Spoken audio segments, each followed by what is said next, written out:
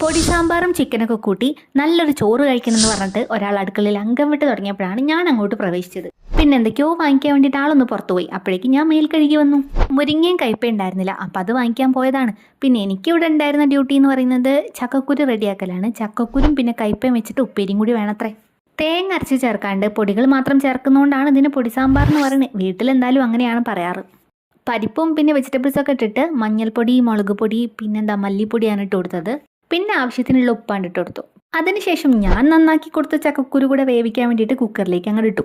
സാമ്പാർ നല്ല തിളച്ച് വന്നപ്പോൾ പുളിവെള്ളമൊക്കെ ചേർത്തുണ്ട്. പിന്നെ അതിനുശേഷം വാട്ടി വെച്ചിരിക്കുന്ന വെണ്ടി സവാളയും കൂടെ ചേർത്ത് നന്നായിട്ട് അങ്ങോട്ട് ഇളക്കി കായപ്പൊടിയും കൂടെ ചേർത്തുണ്ടായിരുന്നു. പിന്നെ ഉപ്പേരി ഉണ്ടാക്കാൻ വേണ്ടിയിട്ട് കടുക് പൊട്ടിച്ചതിലേക്ക് കയ്പ ഇട്ടിട്ട് പിന്നെ പച്ചമുളക് ഇട്ട് നന്നായിട്ട് ഇളക്കി കൊടുത്തിട്ടുണ്ട്. വെന്തിട്ട് വേവിച്ച ചക്കക്കുരും കൂടെ ചേർത്തിട്ട് നന്നായിട്ട് ഇളക്കിയപ്പോൾ ഉപ്പേരി റെഡി. സാമ്പാറും ചിക്കനും പപ്പടമൊക്കെ ഏട്ടൻ തന്നെ റെഡിയാക്കിയിട്ടുണ്ട്. എനിക്ക് കഴിച്ചു കൊടുത്താൽ മതി. വെറുതെ അല്ല ഞാൻ ഇങ്ങനെ മടിച്ചാവണത്.